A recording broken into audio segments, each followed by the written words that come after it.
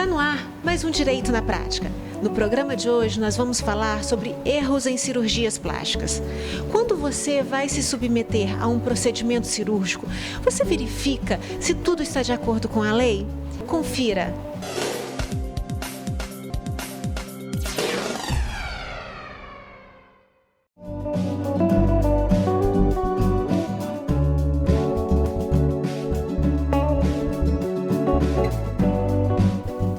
Para falar sobre procedimentos cirúrgicos, eu converso com o Dr. André Obermiller. Dr. André, qual é a diferença de cirurgia e procedimento? Começar com essa perguntinha que eu acho que muita gente não sabe, né? Na verdade, a cirurgia é um procedimento. Então, tudo é procedimento. A diferença está em procedimentos cirúrgicos e não cirúrgicos, né? Então, o que aconteceu foi que as pessoas transformaram os procedimentos naqueles não cirúrgicos e as cirurgias em procedimentos cirúrgicos. Então, quer dizer, foi o que é uma linguagem vulgar aí, exatamente, né? É uma coisa mais coloquial para ficar de mais fácil entendimento para o público geral.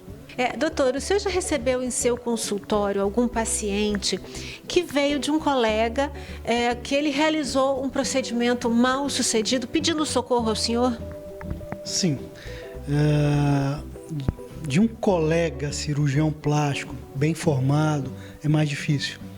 Mas hoje em dia, com a invasão, principalmente na cirurgia estética, né, da medicina estética, a gente tem profissionais de todas as outras áreas entrando nesse meio, com uma formação bastante duvidosa.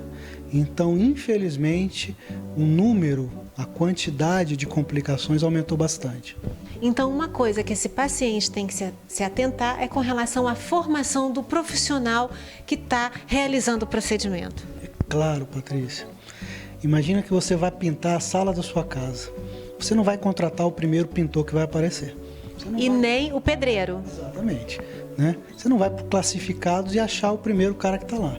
Você vai perguntar para o seu vizinho, para sua mãe, para o seu tio, quem já pintou a casa dele, se ficou bom, né? Como que não se faz isso hoje em dia, com acesso à informação que a gente tem, com um profissional de saúde? É só você entrar no site do Conselho Federal de Medicina, dos sites das associações de especialidade, que você encontra quem é bem formado e quem não é bem formado. E a gente entrando agora na sua área de cirurgia plástica, quais são as principais complicações que podem acontecer numa cirurgia? Então, as principais são as complicações que podem acontecer em qualquer cirurgia. A gente precisa lembrar que cirurgia plástica é um ramo da cirurgia geral, é uma subespecialidade da cirurgia geral.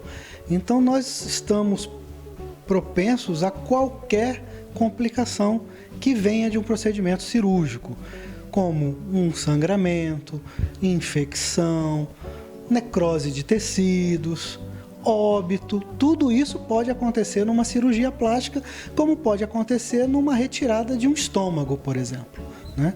A diferença na plástica é que esse paciente não está doente, ele precisa estar saudável para se submeter a uma cirurgia plástica. Então, a chance de uma complicação é menor. Você está tratando alguém que não está doente. Mas também há o problema do abuso no volume e no tamanho das cirurgias. Então, se por um lado esse paciente não está doente, no outro ele às vezes tenta abusar um pouco na quantidade de associação de cirurgias. O que o senhor está querendo dizer é que seria justificável fazer, vamos supor, em 3 lugares, a pessoa quer aproveitar e fazer em 10 lugares. Exatamente, ela quer corrigir tudo de uma vez só, e uma cirurgia muito longa ou muito extensa tem complicações maiores. E aonde que ela é feita também é importante. Principalmente. A gente tem que lembrar que cirurgia é para ser feita em centro cirúrgico. Não se faz cirurgia dentro de consultório médico. Cirurgia precisa de uma equipe cirúrgica pronta, especializada, uma equipe anestésica de apoio e uma equipe de enfermagem de apoio. Então ninguém faz cirurgia sozinho. Cirurgia é um trabalho de equipe. Então, falando a gente agora no termo correto, procedimento não cirúrgico, ele pode ser feito numa clínica, por exemplo. Exato. O procedimento não cirúrgico não envolve anestesia injetável, né? Não envolve, não há necessidade da presença de um anestesiologista, porque são coisas pequenas. Você vai fazer um preenchimento labial, a uso de toxina botulínica, isso pode ser feito num consultório médico. E essa responsabilidade de aonde ser feito, como ser feito, ela é tanto do médico quanto do paciente também, que assume o risco. Então, Patrícia, eu acho que a responsabilidade é do médico, porque o médico é o detentor do conhecimento, o paciente não sabe, né?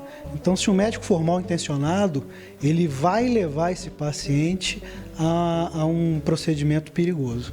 Mas aí o paciente também deve ficar desconfiado se ele for numa clínica fundo de quintal, numa clínica escondida, suja. Claro, deveria.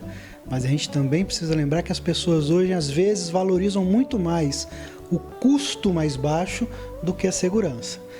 Nós tivemos um exemplo há um tempo atrás de uma senhora que veio do norte do país, entrou na cobertura residencial de um médico no Rio e sofreu quase que morreu, né? No caso do Dr. Bumbum. Aliás, se eu não me engano, ela chegou a falecer no hospital. Como que uma paciente acredita que dentro da casa do médico vai ter segurança para um procedimento? Então o senhor é taxativo quando não aconselha esse tipo de procedimento em lugares inapropriados como uma residência? Nunca. Uma residência não tem condições mínimas de asepsia e de antissepsia, de cuidado com infecção, né? Não é o lugar adequado para esse tipo de coisa. E pode acontecer de que o resultado, mesmo tendo sido tomados todos os cuidados, não seja da forma esperada pelo paciente. Nesse caso, o médico depois tenta recuperar, tenta numa nova cirurgia até chegar ao ponto. Então, nós temos que lembrar que em cirurgia nós tratamos com material biológico vivo. Então, por mais cuidado, por mais esmero que se tenha no trato com esse material, o controle de todo o sistema cicatricial, da resposta inflamatória ao trauma que aconteceu, isso é individual, é de cada paciente. Então, o médico não tem controle total disso. E você só vai saber depois da cirurgia. Você só tem como saber depois da cirurgia. Então, não dá para se prometer resultado. O que o médico deve prometer à paciente é estar ao lado dela em qualquer situação, mesmo que o resultado não seja aquele esperado. Um outro fator, se você me permite, é que às vezes o resultado esperado pela paciente é hipervalorizado por ela. Ela espera algo que é impossível, que é inatingível. E cabe ao profissional mostrar a ela que isso é inatingível antes do procedimento. Como, por exemplo, alguém que chega e quer mexer no nariz, ficar igual determinado ator ou atriz e a constituição óssea não permite. Exatamente. Nós somos seres únicos, não se é possível replicar resultado. Doutor, muito obrigada. Prazer.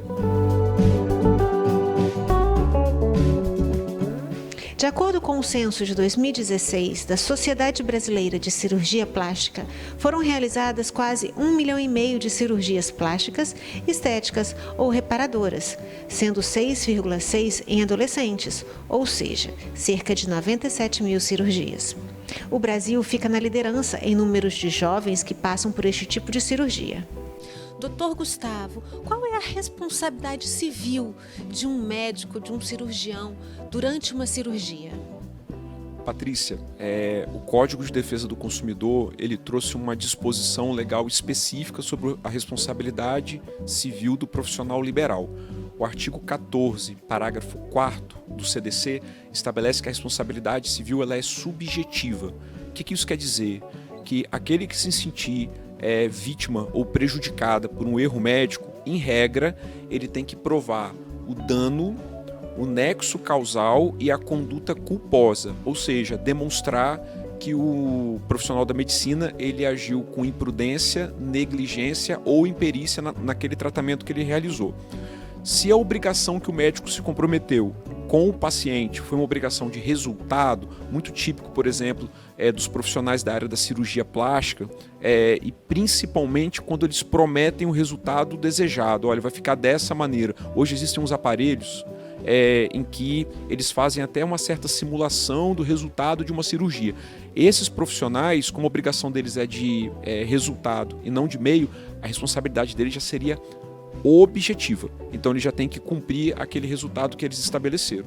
E essa responsabilidade, ela não está falando do infortúnio, né?